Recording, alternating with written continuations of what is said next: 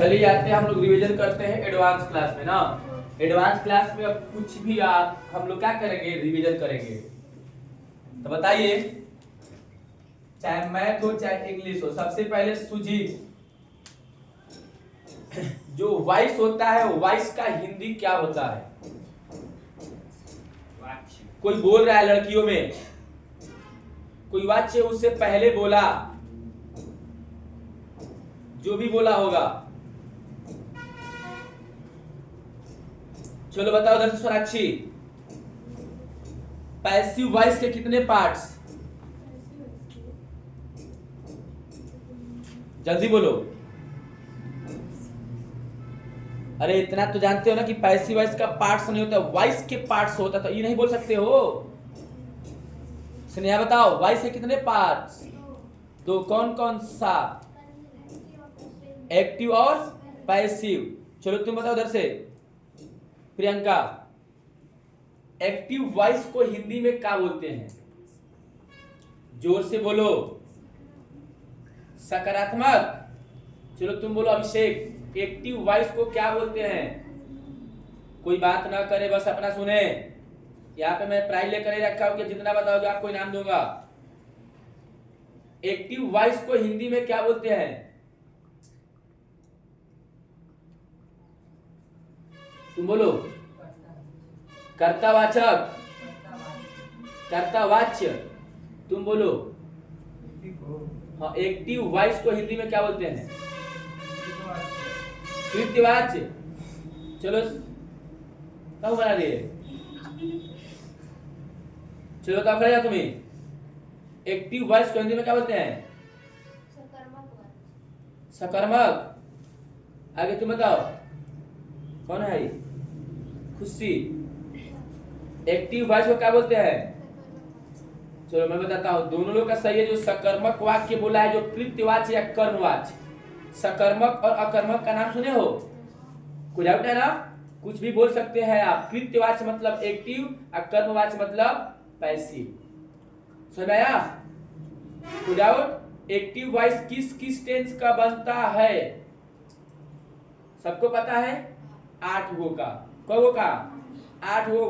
12 गो tense में से 8 गो का बनेगा, 4 गो का नहीं बनता है। वो 4 गो में न बनने वाले में present perfect continuous, past perfect continuous, future continuous, future perfect continuous. कोई डाउट ना?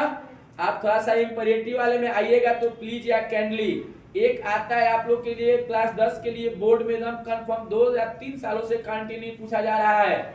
इंपरेटिव वाले में आए या कहीं से भी आए, फॉरबिड का नाम सुने हो?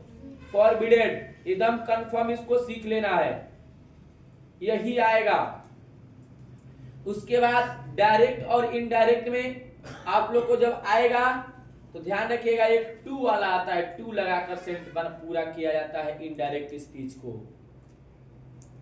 टीओ केवल बोल रहा हूं, समझ आया? ऊ पूछेगा, बाकी तो she said to me, she said, she said, he said सबको आता है। समझ आया? तो डायरेक्ट और इनडायरेक्ट का ज्यादा कुछ नहीं सोचना होगा आपको। तो डायरेक्ट इनडायरेक्ट का भी टेंस में आते हैं तो बताएगी, पलक खड़े जाओ, जल्दी करिए फास्ट। बताओ कि प्रेजेंट इंडेफिनिट का इनडायरेक्ट स्पीच किसमें बनेगा? बैठो, खुशी बताओ, बैठे बैठे। प्रेजेंट कॉन्टिन्यूअस का past continuous. Anjali, present perfect का पास्ट परफेक्ट। मेरे को तुम इन्वर्टेड कॉमा का स्पेलिंग बता दो। चलो तुम बताओ मेरे को अफर्मेटिव का spelling. Shweta, Aastha. Affirmative AFFIRMATIVE। चलो तुम बताओ मेरे को असर्टिव का स्पेलिंग। सृष्टि। चलो दीपिका बताओ, सही बोली है? क्या बोली है? TI। असर्टिव का हिंदी क्या होता है तुम बताओ? Royal Enfield. असर्टिव का हिंदी क्या होता है? साधारण, सकारात्मक। ठीक ना? चलिए तुम बताओ सानिया, से रहेगा केवल से। डायरेक्ट में रिपोर्टिंग वर्ब में तो उसका रिपोर्टेड स्पीच में इनडायरेक्ट स्पीच में क्या बनेगा?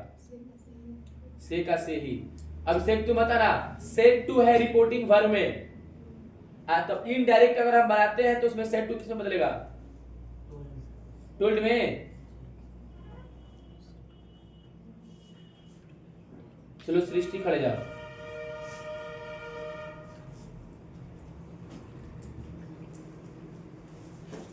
जेंडर के कितने पार्ट्स?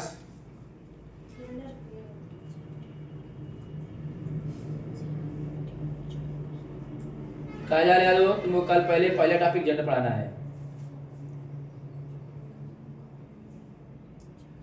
उसके बाद ही आपको आना है, उसमें जो पैसिव खोले होगे तो चलता रहेगा बीच बीच में। बताओ चार कौन कौन सा? मस्कुलिन, फेमिनिन, कॉमन, कॉमन और जो से बोलो। न्यूटन की न्यूट्रल? जोर से नहीं बोलो, मेरे कान तक नहीं आवाज आ रही है। बैठ, कल जेंडर पढ़ा खोल देना है, समझ में आया? 2 टॉपिक खोलना है। पैसिव वॉइस इसलिए सबको बोरिंग लग रहा है क्योंकि कई बार पढ़ चुका है, तो उस साइड से चलता रहेगा। जो पढ़ा नहीं है उसके लिए प्लस रहेगा, और जो नहीं पढ़ा है अलग टॉपिक तो जेंडर को खोल देना है। चलिए थोड़ा सा आते हैं। इंग्लिश तो मतलब नॉर्मल बात है, आप लोग क्लास 10 के लिए ना आपको क्या सीखना है? तो tense, part of speech, active passive, direct indirect. Direct indirect का दूसरा नाम क्या है? नरेशन। क्या है? नरेशन है। डायरेक्ट नरेशन या इनडायरेक्ट नरेशन बोल सकते हैं कि नहीं बोल सकते हैं? नरेशन के कितने पार्ट्स? 2 पार्ट्स, डायरेक्ट और इनडायरेक्ट। कोई दिक्कत नहीं है। ये आपको ज्यादा हद से बढ़ना है तो डिग्री, तो डिग्री आपको 11 बार में पूछता है ऐसे तो, लेकिन सीखना फिर भी वो क्या है? अनिवार्य। तो बताएगा उधर से सानिया, डिग्री के कितने पार्ट्स? 2। कौन कौन सा?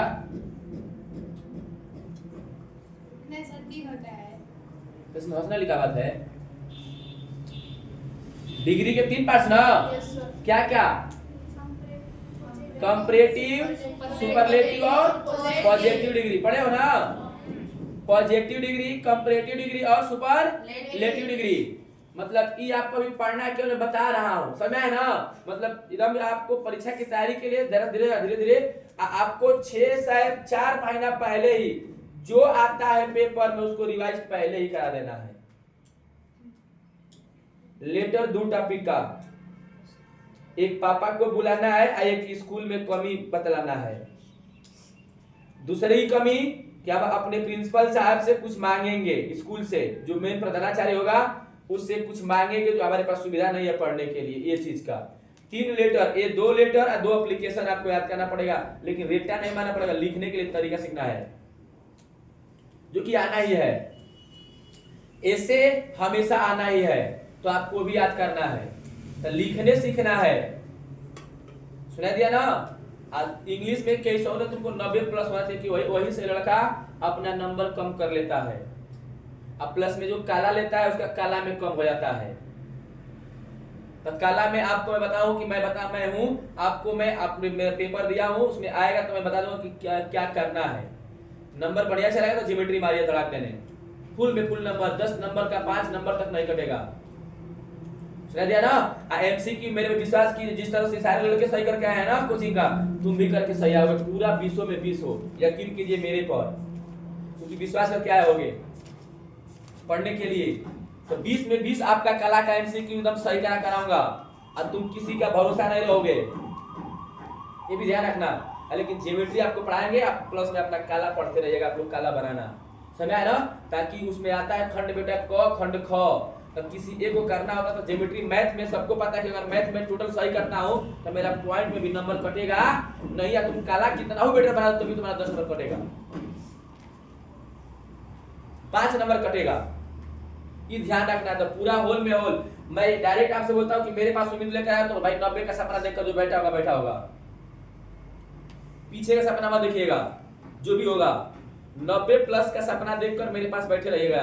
आप आपका स्वप्न में पूरा कराऊंगा कब? जब आप मेरे वादे पे आएंगे तब, ठीक है? चलिए ध्यान रखिए। हम लोग आते हैं, थोड़ा सा पढ़ते हैं रिवीजन करने के लिए।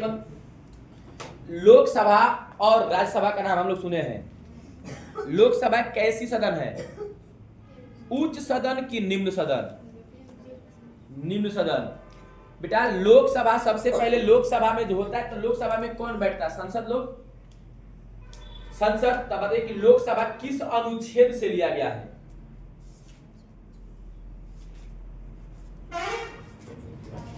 बताइएगा आप, लोकसभा किस अनुच्छेद? मैं बोला ना कि एडवांस क्लास है, आपको पूछो घुमा फिरा कुछ भी पूछा जाएगा, आपको बताना होगा। तो लोकसभा संविधान सभा के किस अनुच्छेद से लिया गया है? कोई बताएगा? बहुत मार मारूंगा जो पुराने क्लास के लड़के हैं। आपको ट्रिक बताएगा सरला, सरल ट्रिक या सरला, जैसे मन वैसे याद कर लीजिए। आपको ट्रिक के रूप में जब बताया गया सरला या सरल, तो स से होता है संसद, आर से होता है राज्यसभा, आयल से होता है लोकसभा, स्टार्टिंग होता है 79, 80 और 81। अब समझ में आ गया? कोई पूछा कि संसद संविधान के किस अनुच्छेद से लिया गया है? यही चीज किसी कोचिंग में 10 तक में ना मिलता है बेटा, कंपटीशन में मिलता है, ये ध्यान रखना। संसद किस अनुच्छेद से लिया गया है? तो कहोगे क्या चीज? 79। राज्यसभा संविधान सभा के किस अनुच्छेद से लिया गया है? तो क्या कहोगे? 80। लोकसभा संविधान सभा के किस अनुच्छेद से लिया गया है? तो क्या कहोगे? 81। कोई दिक्कत ना? समझ में मिल बताया? फिर अब इसमें मैं पूछ सकता हूं तुमसे क्वेश्चन ऐसे कि लोकसभा निम्न सदन, बड़ी बढ़िया क्वेश्चन पूछता है कि कैसा सदन है? तो लोकसभा एक निम्न सदन है और राज्यसभा हमारा एक उच्च सदन है। क्या है? लोकसभा निम्न सदन है, तो निम्न सभा सदन को मैं भंग कर सकता हूं, लेकिन उच्च सदन को मैं भंग। लोकसभा के जितने सदस्य होते हैं उनका कार्यकाल 5 सालों का होता है और राज्यसभा के जितने सदस्य होते हैं उनका कार्यकाल 6 वर्ष का होता है। पूछता है डायरेक्ट कि लोकसभा कैसी सदन है? तो क्या कहोगे? निम्न सदन। क्या लोकसभा को भंग किया जा सकता है? तो कहोगे कि हाँ। क्या निम्न सदन कौन सदन है? तो निम्न सदन में लोकसभा ही है। राज्यसभा उच्च सदन है, क्या इसे भंग किया जा सकता है? नहीं। जब 6 साल के लिए कोई पद पे आकर बैठ गया है तो 6 साल के बाद ही आप उसके पद से क्या कर सकते हैं? हटा सकते हैं, ऐसे आप हटा नहीं सकते हैं। समझ आया? ऐसे में प्रधानमंत्री ना राष्ट्रपति ना किसी को भी उसके पद से, राज्यपाल किसी को भी मैं उसके पद से हटा सकता हूं, लेकिन जो अगर कोई राज्यसभा का है तो उसके पद से मैं हटा नहीं सकता। अगर बाई चांस उसकी डेट कर गई, मृत्यु हो गया, तब तो उसके लिए होगा इलेक्शन, चुनाव होगा। समझ में आया है ना? जैसे कहने का मतलब ही है, आप देखिए हम लोग राज्य में ना है, ठेठ में बता रहे बेटा, हम लोग का गांव का प्रधान होता है कि नहीं होता है? क्या आप हटा लेंगे? बोलिए। हटाने का है उसका जरिया बेटा, जिसको तुम लोग बोलते हो कि मेंबर, वार्ड नंबर से। हमारे गांव में से आपके गांव में वार्ड नंबर से चुनाव होता होगा, मेंबर चुने जाते हैं। और मेंबर कौन होता है? जैसे जिस तरह से, सुनो एडवांस क्लास में बता रहा हूं, जिस तरह से तुम एक प्रधान चुन दिए तो प्रधान तो हमारे पूरे गांव का मालिक हुआ, लेकिन इनका भी छिटाए हुए हैं मेंबर बेटा। अलग अलग पार्टियों का अलग अलग मेंबर होता है, जो मेंबर होता है वार्ड नंबर का होता है। अगर मेंबर चाहे बेटा उस गांव का, तो उस गांव के प्रधान को पस्त कर सकता है। अगर सपोज दैट, सुनिएगा मैं क्या बोल रहा हूं, कोई प्रधान बना हुआ है तुम्हारे गांव में, suppose that 11 member ward number के हैं, जीतने वाला जो प्रधान है उसके 7 मेंबर जीते हुए हैं, तो 4 को हारे हुए लेके भी मेंबर जीते हुए। ना कोई चुनाव लड़ा होगा तो कोई प्रधान हारा होगा ना? सुनिएगा मेरी बात को, एडवांस क्लास में बता रहा हूं, ध्यान से सुनते रहिए। जब कोई हारा होगा तो उसका भी कोई मेंबर होगा, तो उस सपोज दैट प्रधानवा उसका हार गया, लेकिन मेंबर उसका 4 को जीते हुए हैं, तो उसे तो कोई मतलब नहीं है। लेकिन ये जो 7 मेंबर हैं, अगर ये चाह दे तो प्रधान को हटा सकते हैं। एकजुट होकर के ये खुद एक दूसरे को चुन सकते हैं, ठीक। लेकिन इसके लिए आपको थोड़ा सा मेहनत करना पड़ेगा। तब मैं क्या बताना चाहता हूं कि जिस तरह से हम अपने राज्यसभा में प्रधान को चुन लेते हैं, मुख्यमंत्री राज्यसभा में ना है कि लोकसभा में है? मुख्यमंत्री सीएम योगी आदित्यनाथ है ना, वो राज्यसभा में कि लोकसभा में है? राज्यसभा में है, तो उनको मैं हटा भी नहीं सकता। मैं बोला ना कि निम्न सदन जो होता है लोकसभा, उच्च सदन जो होता है राज्यसभा, निम्न सदन भंग होता है लेकिन उच्च सदन भंग नहीं होता है। निम्न सदन का जो कार्यकाल होता है 5 सालों का होता है और राज्यसभा का जो कार्यकाल होता है क्या होता है। तब कह सकते हो कि सर जी आपने तो योगी जी का नाम लिया, तो योगी जी 6 साल रहेंगे मुख्यमंत्री ना, कितने साल रहेंगे वो? 5 साल। मुख्यमंत्री का जो कार्यकाल होता है उसके अंडर में जितने सचिव जो कुल होते हैं ना, राज सचिव वित्त सचिव कुल, उनका जो होता है राज्यसभा में जो आता है, बता कहीं एमएलसी का नाम सुने? एमएलसी, एमएलए नहीं, एमएलसी, एमएलए एमएलसी का नाम सुने हो? आप लोग सर्च मार करिएगा ना, बताइएगा हमें कल कि तुम्हारा एमएलए और एमएलसी कौन है। पूछबो करूंगा, मरबो करूंगा। बहुत चुप। एमएलए और एमएलसी में किसी से कल पूछूंगा, मैं हिंदी में नहीं बोला कि क्या है, हिंदी में बोलो तो पकड़ लोगे। मैं बोल दिया एमएलए और एमएलसी, आपका समझो कि एक प्रकार से आपका होमवर्क है। एमएलए और एमएलसी आपका कौन है इस समय, सुना दिया ना, तो याद रखिएगा यहाँ से, ठीक ना। तो बात यहाँ से खुली थी कि संसद तो 79 से, ये 80 से और ये 81 से, यानी एक पिता कई वो जी के आपको बताया हूँ कि लोकसभा को निम्न सदन बोलते हैं, इसको भंग किया जा सकता है। राज्यसभा को उच्च सदन बोलते हैं, इसको भंग नहीं किया सकता है। राज्यसभा को संविधान के किस अनुच्छेद में लिखा गया है? तो 80 में, और लोकसभा को तो 81 में, और संसद को तो 79 में। सबसे पहले संविधान, तो जब संविधान का नाम लिया तो संवैधानिक या संविधान, तो संविधान का सबसे पहले लिखित किसको माना जाता है? लिखित संविधान। तो याद रखिए पहले लिखित संविधान ना, पहले छोटी सी बात याद रखिए आप लोग, पूरे विश्व का सबसे बड़ा संविधान ये भारत का संविधान, लिखित संविधान। उसके बाद दूसरे नंबर पे ब्रिटेन का है, सुना दिया, लिखित संविधान। बाकी सब लिखित मतलब लिखने वाला, लिख करके बना हुआ है। बाकी जो भी जितने देश हैं उनका लिखित संविधान नहीं है, वो लिए है एक दूसरे से कानून, एक दूसरे से मांगे हैं, अपना चलाते हैं उसी नियम पर। बाकी हम लोग का पूरे विश्व में बताया जा रहा है, जितने देश होंगे सब पूरे विश्व में सबसे बड़ा संविधान जो है भारत का संविधान है और लिखित संविधान है। यहाँ का कानून बहुत डेंजर है, उसको अगर हम पालन कर ले तो हम कभी मतलब गलती नहीं कर पाएंगे, लेकिन ऐसा है नहीं। सभी बड़ी बड़ी पार्टियां उसको दबोच कर रखी हुई है, ठीक ना, जितने कानून है। और उसके बाद 2 नंबर पे ब्रिटेन का संविधान, वो भी है लिखित संविधान। नहीं दिया। चलिए अब आते हैं, इतना तो यहाँ से थोड़ा सा मतलब एक टॉपिक मान लिए, और कोई टॉपिक देखिए आप लोग को बताया गया। चलो सुजीत बताएगा, जो हमारा शरीर है 1 मिनट में कितने बार श्वास अंदर करता है? 16 से 18 बार। सबको याद है ना? 16 से, कोई डाउट ना किसी को है? जो हमारा शरीर है, शरीर का जो ब्लड है, ब्लड का जो पंपिंग होता है हमारे शरीर के किस भाग में होता है? हृदय। पंपिंग कौन करता है? हृदय। हृदय का वजन कोई बताए? 300 कितना? 300 ग्राम। जो हृदय का वजन 300 ग्राम है। हृदय का आकार किस आकार का होता है पूछता है? शंकु आकार नहीं बेटा, क्या मारोगे? मुट्ठी के आकार का। हृदय ही ब्लड पंपिंग को करता है, ब्लड का पंपिंग करना। आप निलय, बाया निलय, दाया निलय, अलिंद, बाया अलिंद और दाया अलिंद का नाम सुने होंगे। धमिनी, महाधमिनी, सीरा, महासीरा का नाम सुने हो ना? ये सब आपको पढ़ाया जाएगा, एक एक टॉपिक एकदम। अब बताइए तुम उधर से, हमारे शरीर से अपशिष्ट पदार्थ के निकलने की क्रिया को क्या कहते हैं? उत्सर्जन। उत्सर्जन तंत्र का मुख्य अंग बताओ खुशी। उत्सर्जन तंत्र का मुख्य अंग बताओ।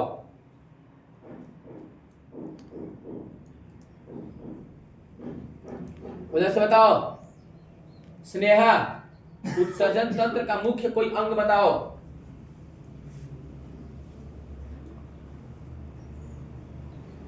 पलक, आए क्या बोल रही है? स्किन मुख्य अंग, इतना हिंदी आता है। किडनी है, कहा मुख्य अंग में किडनी वृक्क होला। उर्दू का भाषा में क्या बोलते हैं सानिया?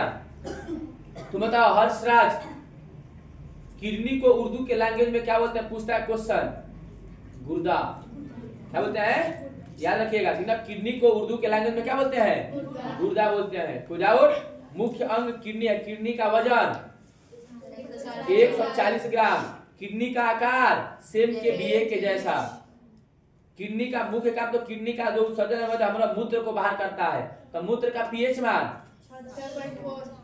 6 जितना दूध किलोलीटर मिलता होता है कि मूत्र मिलता है, तो दूध का भी 6.4 होता है, मूत्र का भी 6.4 का होता है 4 होता है। अब ध्यान रखना है कि जो मूत्र का होता है पीला रंग किसके कारण होता है?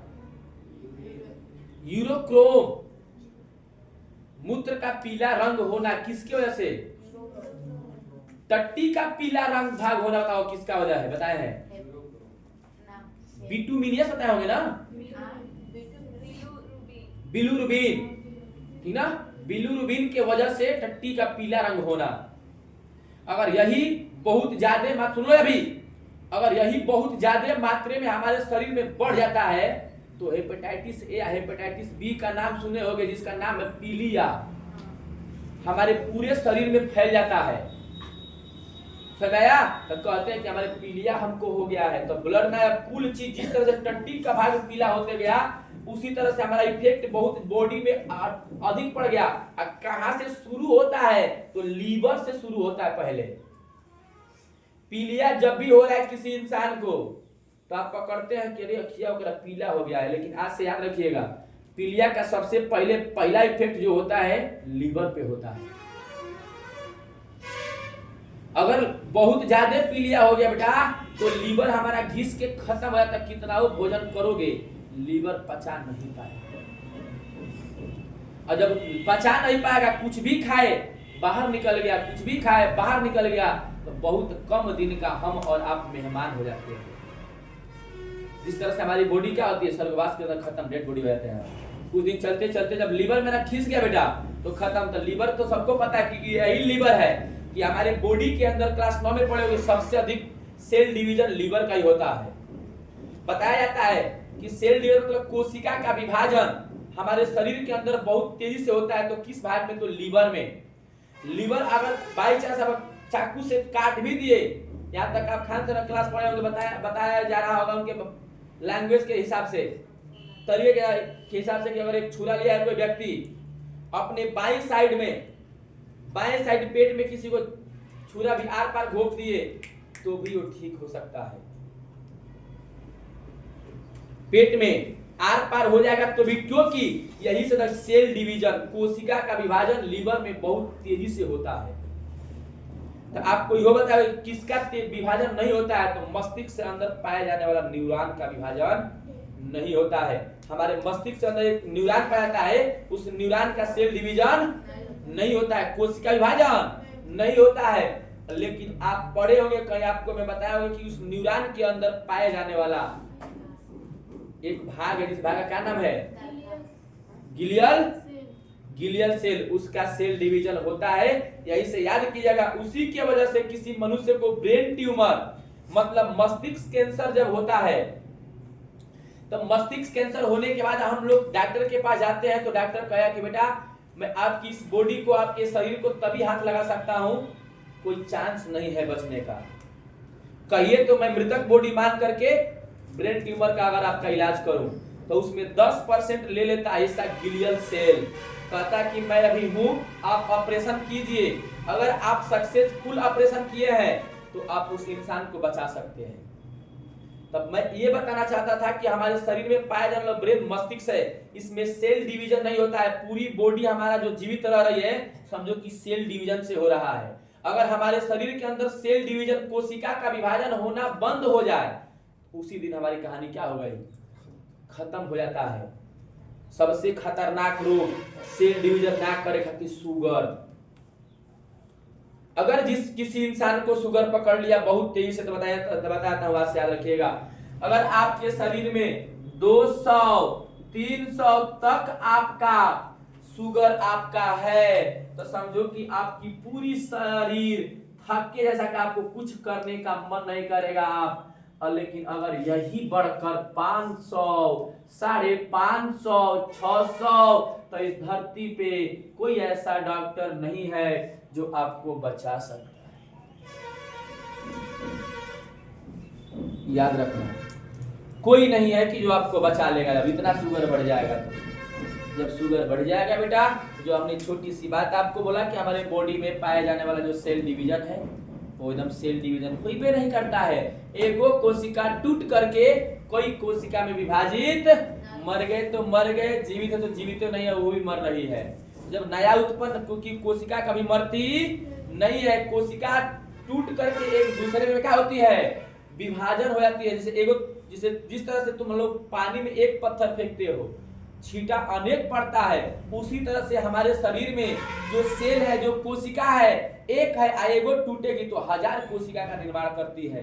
कोशिका कभी मरती नहीं है। उसी तरह से थोड़ा सा ध्यान रखिएगा, सेल डिवीजन हमारे काम के लिए बहुत है। मैं बताया था कि हमारे मस्तिष्क के पाए जाने वाले अंदर जो न्यूरॉन है उसमें सेल डिवीजन नहीं होता है, लेकिन उस न्यूरॉन के अंदर पाया जाने वाला ग्लियल सेल, उसका सेल डिवीजन होता है। इसलिए किसी भी मनुष्य का जब ब्रेन ट्यूमर होता है, ब्रेन मतलब मस्तिष्क कैंसर होता है, तो हम लोग जाते हैं इलाज के लिए, लखनऊ पटना कहीं भी अगर होगा तो डॉक्टर बोलेगा बेटा कि मैं हाथ लगाऊंगा, लेकिन आपकी बॉडी जो है मृतक बॉडी के नाम से जानी जाएगी, तभी हाथ लगा सकता हूं। तब बोला ग्लियल सेल वहीं पे, बस समझाने का बस ये तरीका है।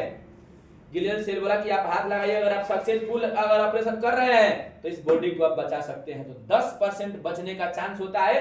ब्रेन ट्यूमर में होने वाला जो होता है मस्तिष्क कैंसर होता है, उसमें ग्लियल सेल कहता है कि आप ऑपरेशन कीजिए, मैं हूं, आप सक्सेसफुल ऑपरेशन कीजिए, आप बॉडी को मैं मरने नहीं दूंगा। ऑपरेशन थिएटर में चले जाओगे, हम सब चले जाएंगे तो पागल हो जाएंगे, एकदम 100% खूब अच्छा इंसान पागल हो जाएगा जब ऑपरेशन थिएटर में इसमें चले जाओगे। समझो कि हमारी बॉडी के पूरे 3 नट है इसमें, हमारी बॉडी में अंदर मस्तिष्क में 1 2 3 मारेंगे खट खट हथौड़ी और छेनी से, तब देने खुल कर फेंका जाएगा ये। अब बताओ कि कैसा दिखते होंगे वो लोग अंदर।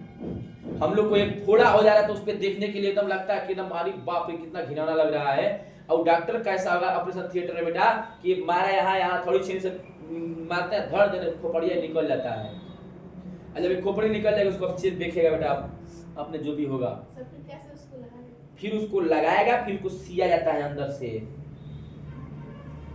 समझा। और तो कभी भी ध्यान रखिएगा किसी को भगवान ऐसे न करे कि ब्रेन ट्यूमर का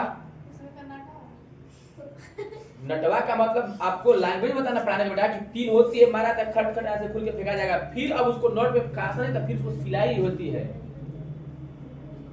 समझा ना। ये निकल जाएगा, आप देखे हो फिल्म नहीं देखे हो तो फिर हाँ तो रोबोट हम ही लोग ना है, रोबोट हम ही लोग को देता पूरा संकेत। तो बताइएगा कि उसमें हमारा सेल डिवीजन होता है। आपको ये नॉर्मल बात है कि आपके शरीर में अगर शुगर भी हो गया है तो कोई भी डॉक्टर आपका ऑपरेशन नहीं करता है। सर क्यों? ऑपरेशन का मतलब काट पीट चीड़ फाड़, और जेकरा शुगर हो जाता है ना बेटा उसका जल्दी फोड़ा फुंसी ठीक नहीं होता है, समझाया। चलो तो अंदर खड़े हो जाओ, जल्दी खड़े हो जाओ। ग्लूकोज का सूत्र क्या होता है? चीनी का सूत्र क्या होता है? हरा कशिश का सूत्र क्या होगा? नीला तोता का सूत्र क्या होगा? प्लास्टर ऑफ पेरिस का सूत्र क्या होगा? फिटकरी का सूत्र क्या होगा? कास्टिक पोटास का क्या होगा?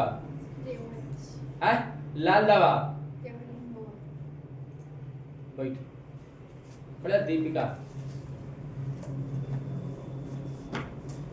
सजीव और निर्जीव वस्तुओं में क्या अंतर है?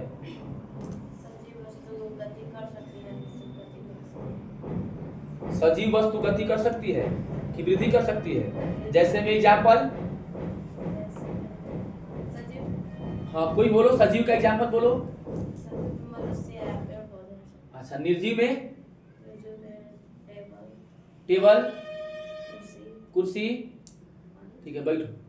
खड़े हो उधर से तुम। हर्षराज बताओ पोषण किसे कहते हैं? पोषण, बैठो। सृष्टि खड़े जाओ। पोषण किसे कहते हैं? बहुत तुम लोग स्कूल जाते हो, खाली कोचिंग में सीखोगे। मैं बोलता हूं तो सबको बुरा लगता है, सही बता रहा बेटा। एक यही कोचिंग है कि हर चीज सीखने को मिलता है, कि जान लो। हिंदी, अंग्रेजी, गणित, विज्ञान, कंपटीशन कुछ भी मिलता है। स्कूल से आप कितना ऊपर कर आए हो, यहाँ पे पगला पागल हो जाओगे आप कि क्या पूछा जा रहा है। बताओ पोषण किसे कहते हैं? क्यों नहीं पता है? नहीं बताया गया है? अरे बोलो, अगर बताया गया है कि नहीं हो बताओ। चलो भैया काजल, उसे बताओ जल्दी कि पोषण किसे कहते हैं, सुने जल्दी। शरीर की वृद्धि और विकास के लिए हम पोषक तत्वों को ग्रहण करते हैं, इससे हमें पोषण प्राप्त होता है। सुना दिया? शरीर की वृद्धि के लिए जो हम पोषण करते हैं, शारीरिक जो क्रिया करते हैं, हमारा पोषण। पोषण मतलब एक प्रकार से आहार भोजन। बैठो दोनों। पोषण मुख्य रूप से कई प्रकार का होता है? दो प्रकार का, पर पोषण और स्वपोषण। इक्वल जानना है सब आप लोग क्या है? अनिवार्य है। खड़े रहो तुम्हें। अभिषेक,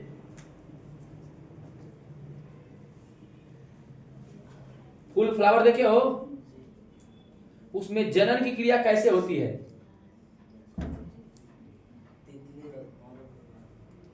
तितली और भौरों के माध्यम से। मतलब कैसे करते होंगे? एक फूल पर दूसरे तो क्या परागण करते हैं कि परागण करते हैं? बैठो, बहुत हो उतना। सुजीत खड़े जाओ। इस फूल में पाए जाने वाले स्त्री केसर के भाग में क्या क्या होता है? अंडाशय, अंडाशय, जयांग जयांग, और वाटिका, वाटिकाग्र, वर्तिका, वर्तिकाग्र, पुंज, दलपुंज, कर्णवृत्त, पराग, परागण, परागण, बोलते रहो, सुन रहा हूं। परागण। और तो बताओ कि पुंकेसर में क्या क्या होता है? केसर में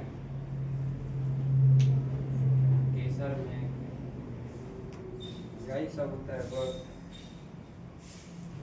जयांग, पुमंग, पुमंग और पुमंग होता है, और जयांग स्त्री में होता है, और वार्तिका, वार्तिकाग्र होता है। फिर बैठो, खुशी खड़े जाओ। जनन किसे कहते हैं? जब एक जीव दूसरे जीव से जनन किसे कहते हैं? जब एक जीव दूसरे जीव से क्रिया करके अपने जैसे संस्कृति का निर्माण करता है। बैठो। जनन के कितने भाग? 10 वाले प्रियंका, जनन के कितने भाग? 2। कौन कौन सा? बैठो, खड़े रहो तुम। लैंगिक जनन किसे कहते हैं?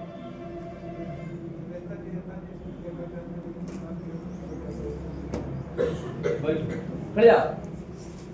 अलैंगिक जनन का एग्जाम्पल, अलैंगिक जनन का एग्जाम्पल क्या क्या? Amoeba, hydra, Plasmodium. चलो बैठो, खड़े जाओ तुम। अमीबा, हाइड्रा, लेशमानिया, प्लाज्मोडियम, प्लाज्मोडियम में कौन सा द्विखंडन है जो 2 भाग में बढ़ जाएगा?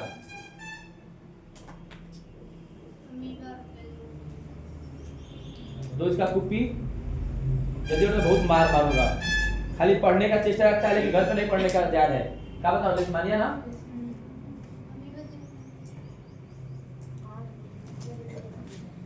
चलो बताओ उधर से स्नेहा। थोड़ा मैथ में घुसते हैं। फादर्स ऑफ मैथ मतलब गणित के पिता के एक जरा। Sonakshi, fathers of math. आगे स्नेहा और Aastha. Fathers of maths Ramanuj होंगे। Sorry, Archimedes. क्या बोला? आर्किमिडीज। सही है। फादर्स ऑफ मैथ कौन है? आर्किमिडीज। ऐसे तो रामानुज भी है, ठीक ना? चलिए तुम बताइएगा, खड़े जाओ। पूर्ण वर्ग बनाने की विधि को हमको मुजावारी समझाइए। पूर्ण वर्ग विधि बनाने के लिए अगर कोई सवाल है, ऐसे बनाया गया, द्विघात समीकरण दिया गया है, तो पूर्ण वर्ग विधि बनाने से कैसे सॉल्व करेंगे तो हम बोलते जाइए। मान लीजिए कोई द्विघात समीकरण है, हाँ तो उसके x स्क्वायर के गुणक से सभी पदों में भाग देंगे। हाँ, गुड। एक्स स्क्वायर का अगर कोई द्विघात समीकरण है तो उसमें पाया जाने वाला एक्स स्क्वायर के गुणांक से सभी पदों में भाग देंगे। उसके बाद भाग देने के बाद चर और अचर को एक तरफ करेंगे चर और अचर को एक तरफ करेंगे। गुड। और x के गुणांक में 1/2 से गुणा करके हाँ, एक्स का गुणांक में 1/2 से गुणा करके प्राप्त मान का वर्ग करके दोनों पक्षों में जोड़ देंगे। हाँ उसके बाद a + b का होल स्क्वायर या a - b का होल स्क्वायर बनेगा। हाँ उस पर रख करके और उसके बराबर में उसका लसाअ लेकर के उसको हल करेंगे और उसके बराबर में जो होगा उसको रूट में डाल करके उसका मान निकाल करके उसके बाद प्लस माइनस करके उसका मान निकाल। गुड, ठीक है, बैठो। हाँ सर, खड़े जाओ। हमारा द्विघात समीकरण में मूल का अस्तित्व कब नहीं होता है?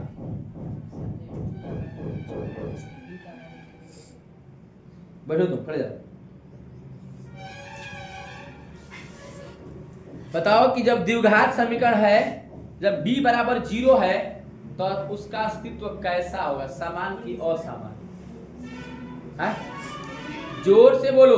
द्विघात समीकरण में d बराबर विविक्तर का मान 0 है तो उसका क्या होगा?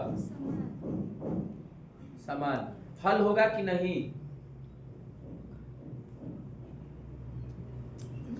जल्दी बोलो, हल होगा कि नहीं? तो हंस करिए, हंसी पर है ना, छोड़ा क्या यहाँ पे?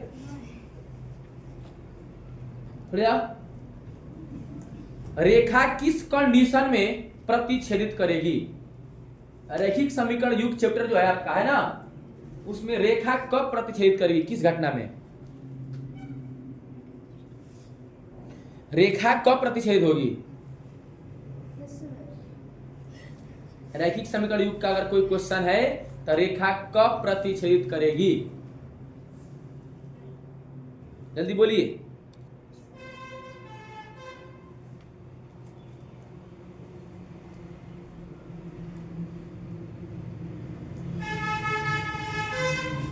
चुप रहे तुम्हें, बैठो। अब क्या बैठ बोल रहे हैं? खड़े जाओ। यही बोल रहे हैं तो क्या? तो पढ़ाई पढ़ाई कितना पढ़ाए, अपने से भी कवर करो। मैं कल ही बोला था कि जब तक तुम मेरा साथ नहीं दोगे तब तक तुम हीरो नहीं बनोगे। जैसे बोल रहा हूं वैसे आपको करना पड़ेगा। होमवर्क मिला है, होमवर्क तोड़ो। 10 बार दे रहा हूं आपको, 10 बार हल कीजिए, तभी आप आगे बढ़ेंगे। क्योंकि आपकी सोच कुछ अलग होगी, हमारी सोच कुछ अलग है। आपकी सोच ये होगी कि मैं क्या करूंगा, मैं एक बार लगा लेता हूं ना तो मैं एकदम सीख गया हूं। मैं बोल रहा हूं कि आज सीखे हो, 1 महीने के बाद वही सवाल रिजल्ट बस चेंज करके दे दिया जाए, सवाल परीक्षा में फंस जाएगा। एग्जाम में सवाल वही फंस जाएगा बेटा, तुम दिन भर इसको लगाए होगे, इसलिए प्रैक्टिस किया जाता है। खड़े जाओ। अंजल जल्दी खड़ा हो जाओ। अद्वितीय हल कब होगा? रैखिक युग्म समीकरण में अद्वितीय हल कब होगा? कौन सी घटना में?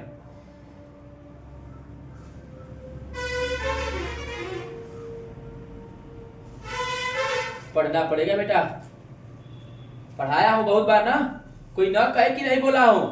आपको पता ही नहीं है, अभी बस हिंट दूंगा तो कहोगे हाँ बताया गया है।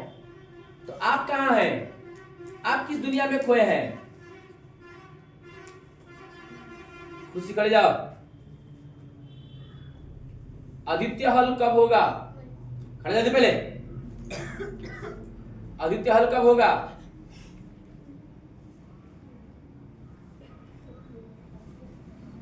सुजीत खड़े जाओ।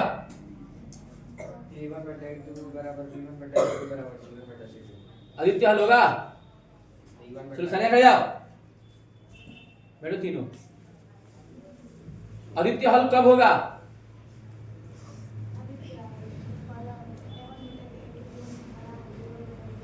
यानी जोर से बोलो।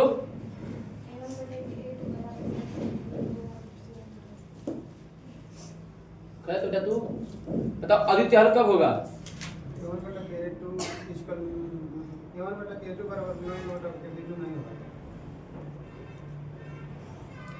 अब से बोलो तो उसी को बढ़े से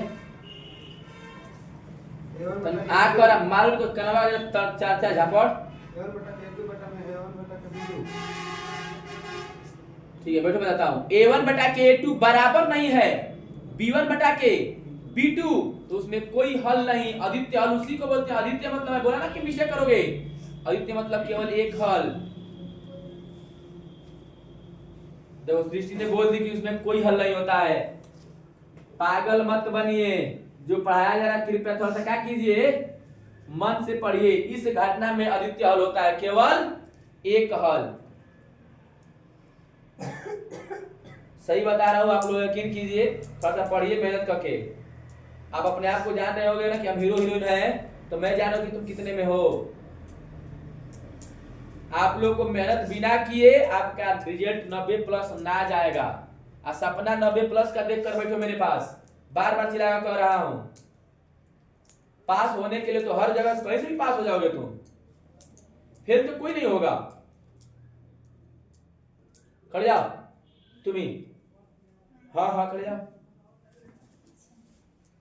total surface area of cone, total surface area cone pi r बटे में r plus l pi r. बटे में r प्लस l। चलिए क्लास कर जाओ। सही बोलिए गलत? अच्छा दिख रहा है, हंस रही है।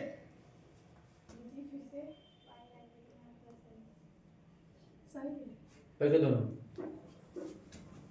खड़े हो जाओ इधर से। तुम सोनम, 2 रुपया में 4 आम, तो 10 रुपया में देख लीजिए, जल्दी बताइए। 2 रुपया में 4 आम है, मिल रहा है, तो 10 रुपया में कितना मिलेगा?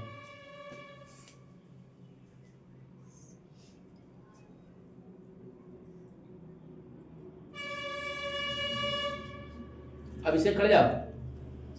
2 रुपया में 4 आम, तो 10 रुपया में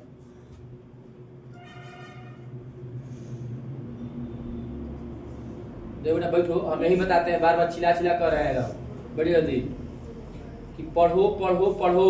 और लाख तुम कितना कमजोर हो लोगे, मेरी बात को अगर तुम फॉलो कर लिए तो काम हो जाएगा। काम पक्का बोलो कि हो जाएगा। एक का निकाला था 2 दूना के 4, एक आम का दाम 2 रुपया, यही ना? 2 रुपया बोला होना 4 आम, तो 1 रुपया में 2 आम, 10 रुपया में 10 दूना के 20 आम। खड़े जाओ अंजल, खड़ा हो। 10 के खड़ा हो जल्दी। नेक्स्ट क्वेश्चन, 10 के पावर -3 डेकामीटर है, उसका मान किलोमीटर में कितना होगा? बताइए जल्दी। कितने बोले हैं? 10 के पावर -3 डेकामीटर है, उसका मान किलोमीटर में कितना होगा? हल करोगी? ओए दिमाग से ले लेना है, पेन चला कर नहीं। 10,000? कौन हंस रहा है? खड़ा, तुम खड़े जाओ। 10 के पावर -4 डेकामीटर है, उसका मान किलोमीटर में कितना होगा?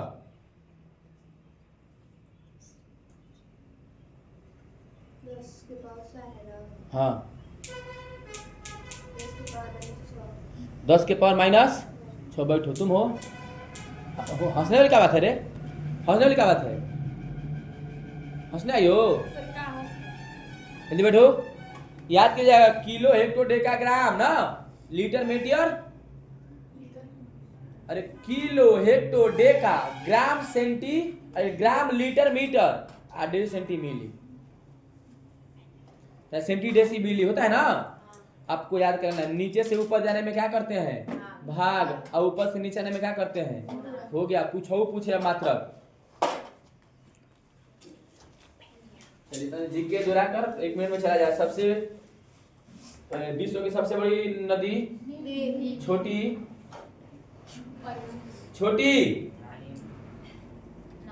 का राइन। माही नदी कहाँ बहती है, किस राज्य में? माही नदी कर्क रेखा कौन सी नदी जो 2 बार काटती है? माही। राजस्थान में कौन सी नदी बहती है? भैया सुन लो अभी से, आप लोग एक्स्ट्रा दिमाग न लगाकर एक्स्ट्रा टाइम निकाल करके सभी लड़के